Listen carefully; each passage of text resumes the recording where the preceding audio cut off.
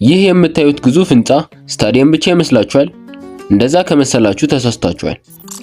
ይህ ከጠፈር እንደሚታየው የብረት መንኮራኩር የሚያብረቀርቅ ህንጻ የሪያል ማድሪዱ አዲሱ ቤት ሳንቲያጎ በርናባ ነው። 1.8 ቢሊዮን ዶላር የፈሰሰበት ሜዳው እንደ መጽሐፍ ተጠቅልሎ ከመሬት በታች የሚደበቅበትና የ360 ዲግሪ ስክሪን ያለው ይህ ስታዲየም የእግር ኳስን ታሪክ ለሁለት ከፍሎታል።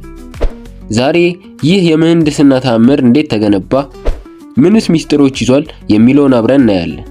ዝግጁ ከሆኑ እስከ ቪዲዮ መጨረሻ ድረስ አብራችሁን ቆዩ። ወደ አዲሱ ግንባታ ከመሄዳችን በፊት ወደ ኋላ እንመለስ።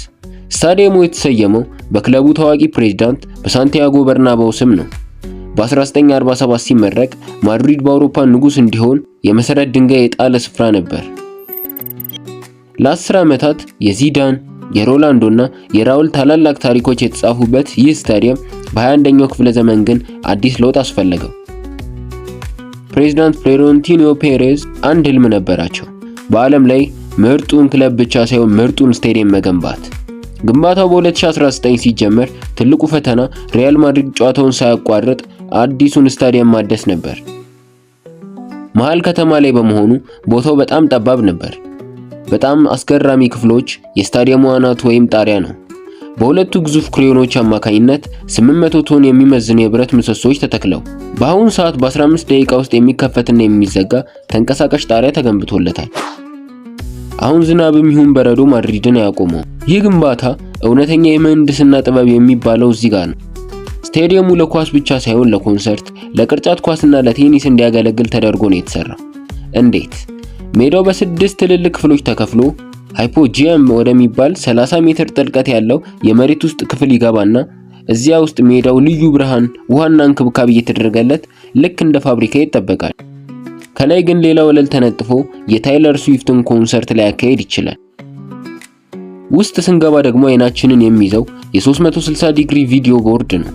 በስታዲየሙ ዙሪያ የተገጠመው ይህ ስክሪን ተመልካቾች የትም ቦታ ሆነው ድግግሞሾችንና መረጃዎችን እንዲያዩ ያደርጋል። የስታዲየሙ ውጫዊ ክፍል ደግሞ ስቴንለስ ስቲል ከሚባል ብረት የተሰራ ሲሆን ማታ ማታ በተለያዩ ቀለሞችና ምስሎች ስታዲየሙን ወደ ሕያው ስክሪንነት ይቀይረዋል።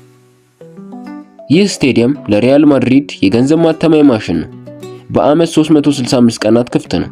የቅንጦት ሬስቶራንቶች፣ ትልቅ የገበያ ማዕከልና በዓለም አቀፍ ደረጃ እውቅና ያለው የክለቡ ሙዚየም በውስጡ ይገኛሉ። ማድሪድ ከዚህ ስታዲየም ብቻ በአመት ከ400 ሚሊዮን ዩሮ በላይ ገቢ ለማግኘት አቅዷል። አዲሱ ሳንቲያጎ በርናባስ የእግር ኳስ ሜዳ ብቻ አይደለም፣ የስፔን የማድሪድ አዲስ መለያ ምልክቷ እንጂ።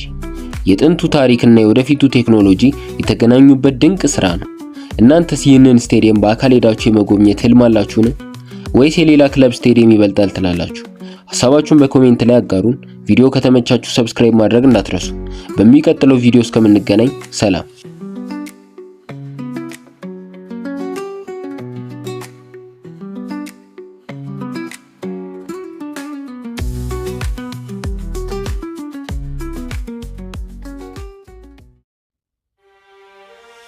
ሰላም ወዳጆች፣ ቻናላችንን እስካሁን ካልተቀላቀሉ ይህንን ጉዞ አብረን እንድንቀጥል እንጋብዛችኋለን።